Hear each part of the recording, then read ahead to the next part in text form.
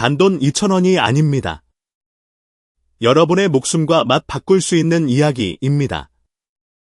여러분, 수백만 가정의 진짜 조용한 살인자는 고혈압이나 당뇨병이 아닙니다.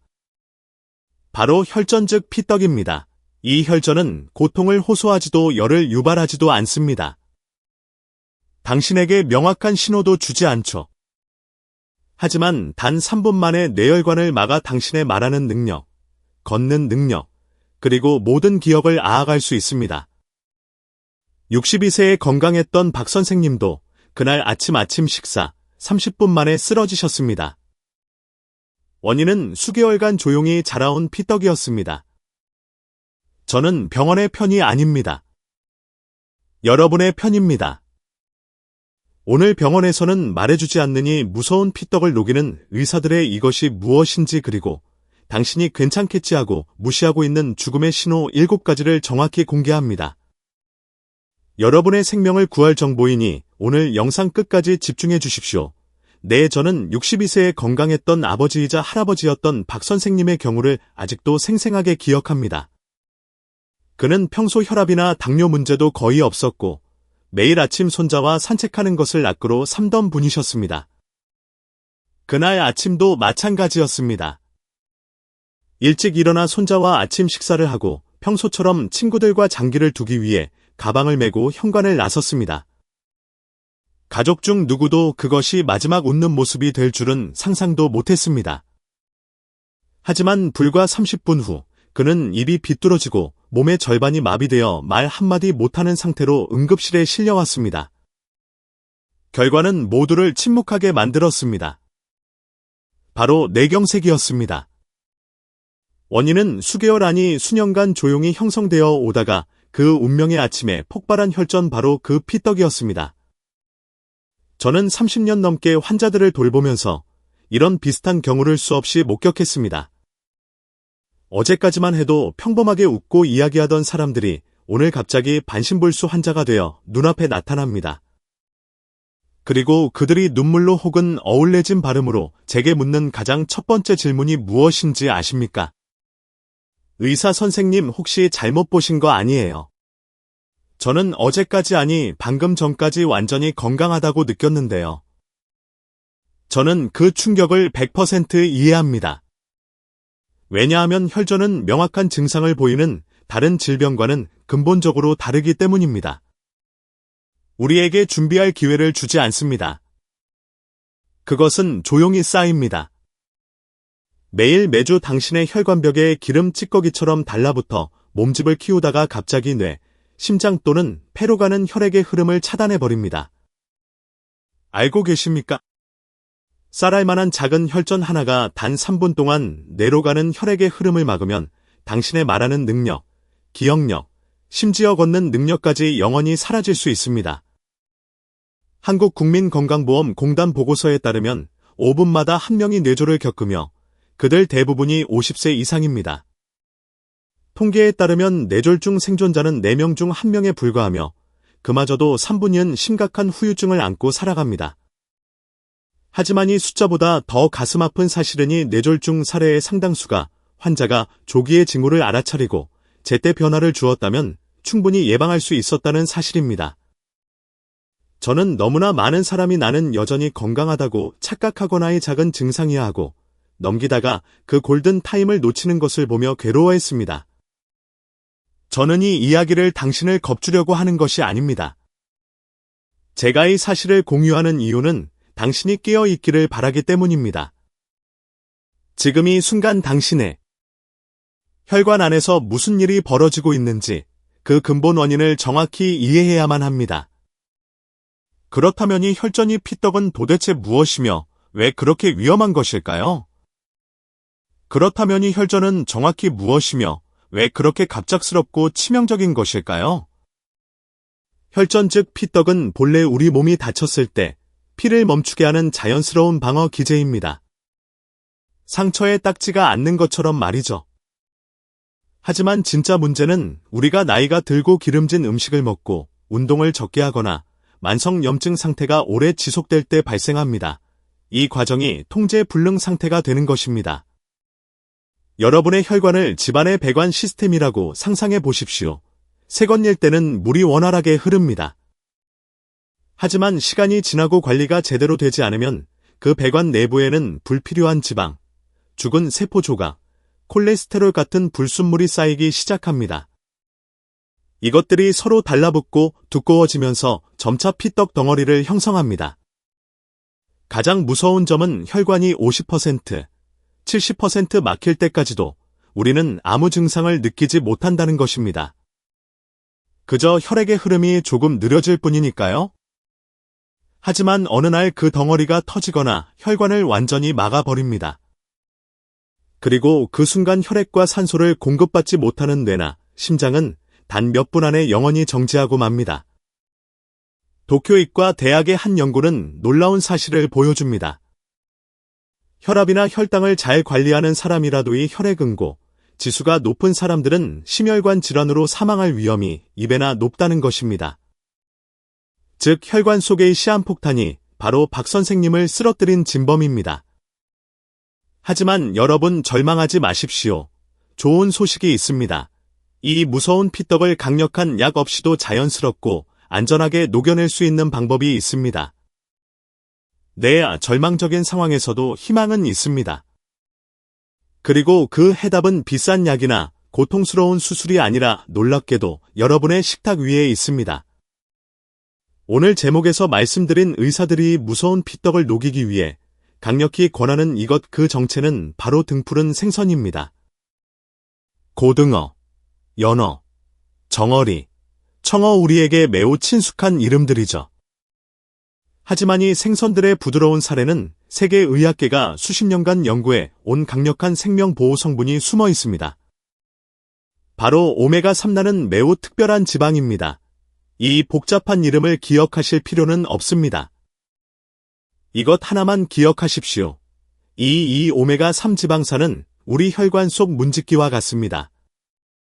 혈액 속의 혈소판들이 끈적하게 서로 달라붙는 것을 막고 피가 비정상적으로 뭉치는 것을 방어하는 강력한 문집기입니다. 더 간단히 말해 등푸른 생선은 우리 혈액을 더 부드럽게 만들어 혈관이 막히지 않고 더 원활하게 흐르도록 돕는 혈관 윤활유인 셈입니다. 이것은 단순한 추측이 아닙니다. 여기 명확한 과학적 근거가 있습니다. 일본 도야마 대학의 한 연구는 뇌졸중 위험이 있는 8명 이상의 환자를 수년간 추적했습니다. 그 결과는 많은 의사들을 놀라게 했습니다. EPA가 풍부한 등푸른 생선 바로 이 오메가3의 핵심 성분입니다. 꾸준히 먹은 그룹은 그렇지 않은 그룹에 비해 재발성 뇌졸중 위험이 무려 35%나 감소했습니다. 잘못 들으신 것이 아닙니다. 일주일에 단 몇 번이 생선을 식탁에 올리는 것만으로도 앞서 말씀드린 박 선생님과 같은 끔찍한 비극의 위험을 1분 이상 줄일 수 있다는 것입니다. 제 환자 중 67세 김 선생님의 사례가 떠오릅니다. 그분은 정기 검진 결과 혈액 응고 지수가 매우 높아 한 발만 잘못 뒤져도 뇌졸중이 올 수 있다는 심각한 경고를 받은 상태였습니다. 두려움했던 그분에게 저는 약 처방을 생각하기 전에 먼저 이렇게 말했습니다. 선생님, 지금 당장 약이 아니라 식탁 위에 숟가락과 젓가락부터 바꾸셔야 합니다. 반신반의하던 김 선생님은 제 조언대로 3개월 동안 일주일에 3번 점심에 구운 고등어를 꾸준히 드셨습니다. 그리고 3개월 후 그의 혈액 지수는 눈에 띄게 안정적으로 감소했습니다. 추가적인 약도 2번도 필요 없었습니다. 그저 음식 하나를 바꿨을 뿐인데도 말입니다. 그렇다면 얼마나 먹는 것이 충분할까요? 전문가들은 일주일에 3번에 한 번에 약 100g 그 정도의 등푸른 생선을 섭취할 것을 권장합니다. 보통 손바닥 하나 정도의 크기입니다. 굽거나 찌거나 끓이거나 조림으로 만들어도 좋습니다. 핵심은 튀기지 않고 그 귀중한 지방 오메가3을 그대로 보존하는 것입니다. 하지만 여러분, 여기서 끝이 아닙니다. 등푸른 생선이 피떡과의 전쟁에서 기초부대 역할을 하는 것은 맞습니다.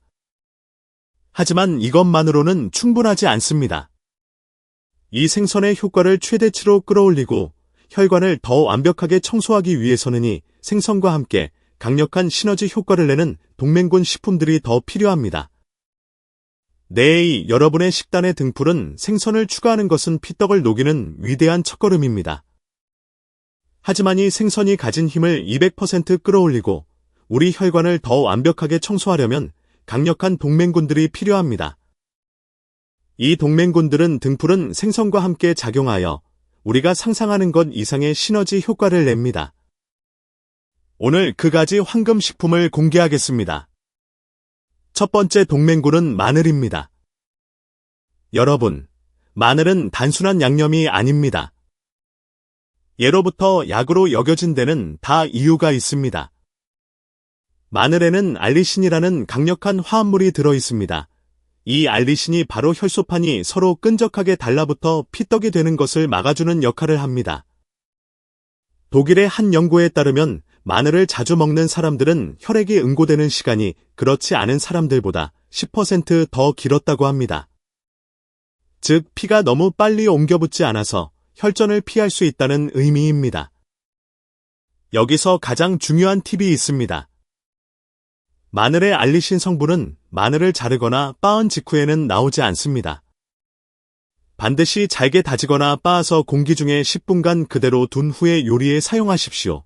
그때 비로소 알리신이 활성화됩니다. 다만 너무 높은 온도에서 오래 끓이면 알리신이 파괴되니 살짝 볶거나 무침 샐러드에 넣는 것이 가장 좋습니다. 두 번째 동맹군은 양파입니다. 모든 주방에서 가장 친숙한 채소죠. 하지만 양파 속에는 퀘르세틴이라는 아주 강력한 항산화제가 숨어 있습니다. 이 퀘르세틴 성분은 우리 혈관벽이 손상되는 것을 보호하고 혈관에 낀 기름대 즉 나쁜 콜레스테롤을 청소하는 데 탁월한 효과가 있습니다. 네덜란드에서 진행된 한 연구에서는 양파를 자주 먹는 것이 심장질환의 위험을 20%나 줄여준다는 결과를 발표했습니다. 특히 고혈압이나 당뇨병 전 단계에 있는 분들이라면 절대 양파를 무시해서는 안 됩니다. 세 번째 동맹군은 토마토입니다. 잘 익은 토마토는 보기에도 좋지만 혈관을 지키는 침묵의 전사입니다. 토마토의 붉은 색소인 리코펜은 혈관 내 플라크 기름 찌꺼기가 쌓이는 것을 줄여주는 놀라운 능력이 있습니다. 더욱 놀라운 것은 토마토에는 아스피린과 비슷한 역할을 하는 천연 살리실산이 포함되어 있다는 것입니다. 물론 아스피린보다 훨씬 순하지만 우리 피를 맑게 하는 데 도움을 줍니다. 여기서 또 하나의 황금 팁을 드립니다. 토마토의 리코펜은 그냥 먹을 때보다 올리브 오일과 함께 살짝 볶거나 익혀 먹을 때 우리 몸의 흡수율이 무려 4배나 증가합니다. 맛있고 건강하게 혈관을 청소하는 최고의 방법입니다. 네 번째 동맹군은 강황입니다. 음식에 넣는 노란 강황 가루. 이것은 커큐민이라는 황금 화합물입니다. 커큐민은 현존하는 가장 강력한 천연 항염 증제 중 하나입니다. 혈전이 생기는 근본 원인 중 하나가 바로 혈관의 염증인데 강황이 염증을 줄여 혈관이 좁아지는 것을 막아줍니다. 다만 한 가지 주의할 점이 있습니다. 강황은 담낭계 수축을 자극할 수 있으므로 담석이 있거나 담낭이 좋지 않은 분들은 과다 섭취에 주의해야 합니다. 마지막 다섯 번째 동맹군은 은행잎 추출물입니다. 이것은 매우 강력합니다. 독일에서는 은행잎 추출물을 뇌 순환장애의 약으로 처방합니다. 혈액을 묻게 하고 혈소판이 달라붙는 것을 막으며 특히 뇌혈액 순환을 개선하는 능력이 탁월합니다. 어지럼증이나 기억력 감퇴를 겪는 어르신들에게 매우 좋습니다. 하지만 여기서 정말 중요한 경고를 하나 드려야 합니다. 만약 여러분이 이미 병원에서 처방받은 아스피린이나 와파린 같은 항응고제피를 묻게 하는 양을 복용하고 있다면 절대 의사와 상의 없이 은행잎 추출물을 추가로 사용해서는 안 됩니다. 이 두 가지가 결합되면 피가 과도하게 묽어져 작은 상처에도 피가 멎지 않거나 심하면 위장 출혈, 심지어 뇌출혈의 위험까지 증가시킬 수 있습니다. 이것은 생명과 직결된 문제이니 반드시 명심하셔야 합니다. 자, 이제 여러분은 무엇을 먹어야 하는지 알게 되었습니다. 등푸른 생선과의 사지 동맹군 마늘, 양파, 토마토, 강황은 여러분의 혈관을 지키는 훌륭한 조합입니다. 하지만 더 중요한 것이 있습니다. 이렇게 좋은 음식을 챙겨 먹으면서도 사소한 실수 하나로의 모든 노력을 물거품으로 만드는 분들이 너무나도 많습니다. 여러분은 이제 등푸른 생선, 마늘, 양파, 토마토, 강황이 우리 혈관을 어떻게 지켜주는지 정확히 알게 되셨습니다. 하지만 제가 지금부터 말씀드릴 이 치명적인 실수들을 저지른다면 여러분이 애써 챙겨 먹은 그 모든 노력은 안타깝게도 물거품이 될 수 있습니다. 혈전을 녹이는 것보다 더 중요한 것은 혈전이 생기는 행동을 지금 당장 멈추는 것입니다. 가장 치명적이고 흔한 오해 3가지 말씀드리겠습니다. 첫 번째 오해는 나는 이미 약을 먹고 있으니 괜찮다는 착각입니다. 많은 분들이 제게 의사 선생님, 저는 매일 혈액순환 개선제와 고지혈증 약을 복용하고 있으니 이제 안심해도 되죠라고 묻습니다. 안타깝게도 그것은 가장 위험한 생각입니다. 약은 단지 보조일 뿐입니다. 여러분이 약을 믿고 식습관을 바꾸지 않고 운동하지 않고 계속 짜게 먹고 늦게 자고 스트레스를 받는다면 약이 혈전을 막는 속도보다 여러분의 몸이 혈전을 만드는 속도가 더 빠를 것입니다. 두 번째 오해는 나는 비싼 건강 보조 식품을 먹고 있다는 맹신입니다. 물론 좋은 건강 보조 식품도 도움이 될 수 있습니다. 하지만 그 어떤 보조 식품도 여러분의 생활 방식 자체를 대체할 수는 없습니다. 맵기 기름진 삼겹살과 튀김을 먹고 하루 종일 의자에 앉아 있으면서 오메가3 캡슐 몇 알이나 비싼 영양제 한 줌으로 혈관의 모든 플라크를 청소할 수 있다고 믿는 것은 집에 불이 났는데 물 한 컵으로 불을 끄려는 것과 같습니다. 여기 충격적인 연구 결과가 하나 있습니다. 2023년 한국의 한 의학 연구팀이 경미한 혈전이 있는 두 그룹의 환자를 6개월간 추적했습니다. A그룹은 약만 복용했습니다. B그룹은 약과 함께 식단 변경, 가벼운 운동을 병행했습니다. 6개월 후 어떤 결과가 나왔을까요? 약과 생활 습관을 함께 바꾼 B그룹은 약만 복용한 A그룹보다 혈전 상태가 무려 43% 더 크게 개선되었습니다. 이 43%라는 숫자가 모든 것을 말해줍니다. 여러분 제발 기억하십시오. 그 어떤 비싸고 기적 같은 약도 여러분이 매일 손에 쥐고 있는 그 젓가락보다 강력하지 않습니다. 자, 이런 오해를 피했다고 해도 또 다른 무서운 함정이 남아 있습니다. 바로 최악의 음식 궁합입니다. 좋은 음식도 잘못된 음식과 만나면 그 순간 독이 될 수 있습니다. 저는 대구에 사는 60대 남자 환자를 잊을 수가 없습니다. 그는 누구보다 건강 개선에 진지했습니다. 혈관에 좋다는 등푸른 생선, 즉 고등어를 매일 꾸준히 챙겨 드셨습니다. 하지만 그는 딱 한 가지 무해 보이는 습관을 버리지 못했습니다. 바로 매일 저녁 식사 때 소주 몇 잔을 곁들이는 것이었습니다. 몇 달 후 그는 침대에서 다리를 들어 올릴 수도 없을 정도로 극심한 통풍 발작으로 응급실에 실려 입원해야 했습니다. 원인은 명확했습니다. 등푸른 생선과 술의 조합입니다. 두 가지 모두 퓨린이라는 성분이 매우 높은데 이 두 가지가 만나자 몸속의 요산 수치가 폭발했고 그 요산이 관절에 침착해 뼈를 깎는 듯한 통증을 유발한 것입니다. 건강을 위해 먹은 생선이 술과 만나 그를 쓰러뜨린 것입니다. 또 다른 흔한 실수는 토마토와 오이 샐러드입니다. 신선하고 건강해 보이죠? 하지만 오이에 들어있는 효소가 토마토의 그 귀중한 비타민C를 모조리 파괴해버립니다. 여러분은 영양소를 섭취한다고 생각하지만 실제로는 영양소를 파괴하고 있는 것입니다. 생마늘을 매운 음식과 함께 먹는 것도 위험합니다. 생마늘에 알리시는 혈관에 좋지만 매운 김치, 핫소스, 얼큰한 매운 전골과 만나면 위장에 폭탄을 투하하는 것과 같습니다. 특히 위궤양 병력이 있는 분들에게는 위장 출혈까지 일으킬 수 있는 시한폭탄입니다. 양파를 드시고 난 후 달콤한 음료를 마시는 것도 피해야 합니다.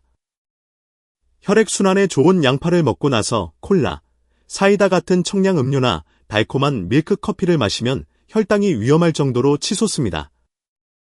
혈당과 혈압이 함께 상승할 때 혈관은 가장 심각하게 손상됩니다.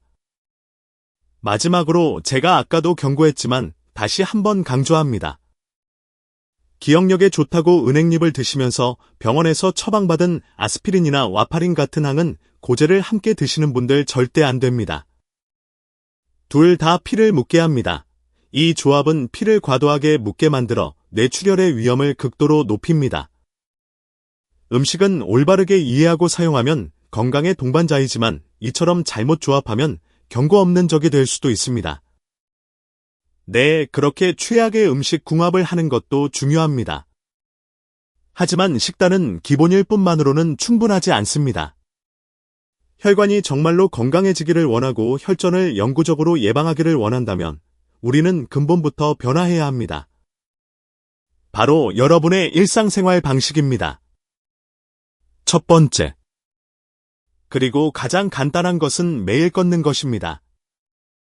한국과 일본의 여러 연구에 따르면 하루 최소 30분씩 꾸준히 걷는 사람들은 앉아있는 시간이 많은 그룹에 비해 뇌졸중 위험이 최소 30% 낮았습니다. 여러분이 걸을 때 그 가벼운 발걸음 하나하나가 다리의 정맥을 수축시켜 혈액을 심장으로 다시 밀어올리는 강력한 제 심장 즉 펌프 역할을 합니다. 다음은 충분한 물을 마시는 것입니다. 제발 목이 마를 때까지 기다리지 마십시오. 그때는 이미 몸이 탈수 상태라는 신호입니다. 60세 이상이라면 하루 1.5리터에서 2리터의 물은 선택이 아닌 필수입니다. 나이가 들수록 우리 피는 더 끈적해지기 쉽습니다. 그리고 이 끈적한 피는 느리게 흐르고 잘 뭉칩니다. 이것이 바로 혈전이 형성되기 위한 가장 이상적인 조건입니다.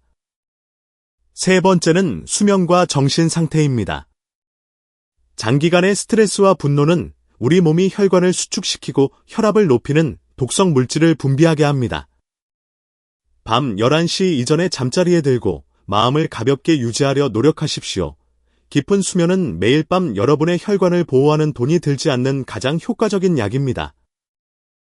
그리고 마지막으로 제가 여러분이 정말로 진지하게 받아들이기를 바라는 것입니다. 만약 당신이 담배를 피우신다면 오늘부터 즉시 멈추십시오. 당신이 매일 담배 연기를 폐로 들이마신다면 오늘 제가 말씀드린 그 어떤 좋은 생선도, 그 어떤 채소도, 그 어떤 운동도 당신의 혈관을 구할 수 없습니다. 담배 연기는 혈액을 끈적하게 만들 뿐만 아니라 혈관 벽 자체를 약하게 만들고 손상시켜 쉽게 파열되게 만듭니다. 그것은 뇌졸중과 심근경색으로 가는 가장 짧은 지름길입니다. 하지만 이렇게 노력했음에도 불구하고 우리 몸이 보내는 마지막 경고 신호를 알아차리지 못한다면 모든 것이 소용없을 수 있습니다. 자, 여러분은 이제 식단을 바꾸고 담배를 끊기로 마음 먹으셨을 겁니다. 하지만 이렇게 모든 노력을 다했음에도 불구하고 우리 몸이 보내는 마지막 속삭임을 알아차리지 못한다면 모든 것이 너무 늦어버릴 수 있습니다. 저는 병원에서 팔을 들지 못하고 다리를 비틀거리고 입이 삐뚤어진 채로 응급실에 실려와서야 무슨 일이 일어났는지 모르겠다고 말하는 분들을 너무나 많이 만났습니다. 촬영 결과를 확인하고 나면 우리 의료진은 그저 한숨만 쉴 수밖에 없었습니다. 이미 혈전이 생겼고 뇌나 심장에 돌이킬 수 없는 손상을 입힌 후였습니다. 저는 지금 이 순간 제 이야기를 듣고 있는 여러분에게는 그런 끔찍한 일이 일어나기를 결코 바라지 않습니다. 그래서 저는 우리 몸이 쓰러지기 전에 자주 속삭이지만 우리가 너무나 쉽게 놓치고 많은 8가지 조기 경고 징후를 공유하겠습니다. 이것은 에파스 얼굴, 팔, 말하기 시간처럼 이미 뇌졸중이 닥쳤을 때의 신호가 아닙니다. 그 이전의 신호입니다. 첫 번째 징후, 손과 발이 저리는 것입니다. 특히 밤에 자다가 손발이 저려서 깨는 경우 많은 분들이 그저 나이 탓이겠거니 혹은 잘못된 자세로 잤나 보다라고 생각합니다. 하지만 실제로는 혈액이 사지 끝까지 충분히 순환하지 못할 때 신경이 고통스럽게 비명을 지르기 시작하는 것입니다. 두 번째 징후, 말을 더듬거나 단어가 갑자기 생각나지 않는 것입니다. 이것은 단순한 노화의 증거가 아닙니다. 유창하게 이야기하다가 갑자기 단어를 찾기 어렵거나 발음이 어울려진다면 뇌로 가는 혈액이 일시적으로 부족하다는 신호일 수 있습니다. 세 번째 징후 다리. 특히 한쪽 다리만 붓는 것입니다. 양말을 벗었을 때 한쪽 다리에만 유난히 깊은 자국이 남고 종아리가 팽팽하게 느껴진다면 이는 심부정맥 혈전증의 징후일 수 있습니다. 다리 속피떡이 만약 폐로 이동하면 생명이 위험한 폐색전증이 됩니다. 네 번째 징후, 어깨나 등 쪽으로 퍼지는 가슴 통증입니다. 이것은 심장에서 오는 경고음입니다. 심장을 먹여 살리는 관상동맥이 막혀서 심장이 고금 분투하고 있다는 뜻입니다. 다섯 번째 징후. 일어설 때마다 현기증이 나거나 비틀을거리는 것입니다. 뇌로 가는 혈액이 충분히 빠르지 않아 뇌가 일시적으로 산소 부족을 겪는 것입니다. 이것이 여러 번 반복되면 박 선생님이 겪었던 일과성 뇌어혈 발작의 전조일 수 있습니다. 여섯 번째 징후. 갑자기 말이 어울려지거나 시야가 일시적으로 흐려졌다가 다시 괜찮아지는 것입니다. 쉬면 괜찮아지겠지라고 생각하며 절대 기다리지 마십시오. 수많은 경미한 뇌졸중은 정확히 이런 증상으로 시작되며 몇 시간 후에는 회복 불가능한 상태가 됩니다. 일곱 번째 징후. 휴식 중일 때 한쪽 종아리에 쥐가 난 것처럼 아픈 것입니다. 이것은 근육 피로가 아닙니다. 혈전이 다리에서 심장으로 가는 혈액을 막고 있다는 징후일 수 있습니다. 마지막 여덟 번째 징후. 몇 분만 걸어도 종아리가 아프고 피곤해서 멈춰서 쉬어야 하는 것입니다. 이는 말초 동맥이 좁아져 다리에 피가 제대로 공급되지 않는다는 명확한 경고입니다. 여러분, 이 가지 징후 중 단 하나라도 반복적으로 나타난다면 절대 주저하지 마십시오. 괜찮은 것이 아닙니다. 여러분의 몸이 제발 도와달라고 애청하는 것입니다. 하지만 이 징후를 인식하는 것만큼 중요한 것이 있습니다. 바로 여러분이 건강을 위해 하고 있는 행동이 사실은 가장 큰 오해일 수 있다는 점입니다. 이제 모든 것을 요약해드립니다. 잊지 마십시오. 첫째, 진짜 조용한 살인자는 혈압이 아니라 피떡 즉 혈전입니다. 둘째, 이것 즉 등푸른 생선은 재발 위험을 35% 낮추는 가장 강력한 식탁 위책입니다. 셋째, 마늘, 양파, 토마토, 강황의 동맹군을 활용하되 술이나 아스피린 같은 최악의 궁합까지는 반드시 피하십시오. 넷째, 내가 보내는 파라지 침묵의 신호에 귀를 기울이십시오. 여러분, 우리는 시간을 되돌려 박 선생님이 쓰러지기 전으로 돌아갈 수는 없습니다. 하지만 오늘부터 여러분의 미래는 바꿀 수 있습니다. 저는 여러분이 저와 한 가지 약속을 해주시길 바랍니다. 영상 아래 댓글란 안에 여러분 자신을 위한 약속 한 줄을 남겨주세요. 이번 주 고등어 먹기 또는 매일 30분 걷기 무엇이든 좋습니다. 이것은 저를 위해서가 아니라 바로 당신 자신을 위한 약속입니다. 만약 오늘 정보가 유용했다면 혼자만 간직하지 마시고 사랑하는 가족과 친구들에게 공유해 주십시오. 여러분의 그 작은 공유 한 번이 누군가의 생명을 구할 수 있습니다. 구독과 알림 설정은 여러분이 의존하지 않고 건강하게 살기로 선택했다는 자신과의 약속입니다.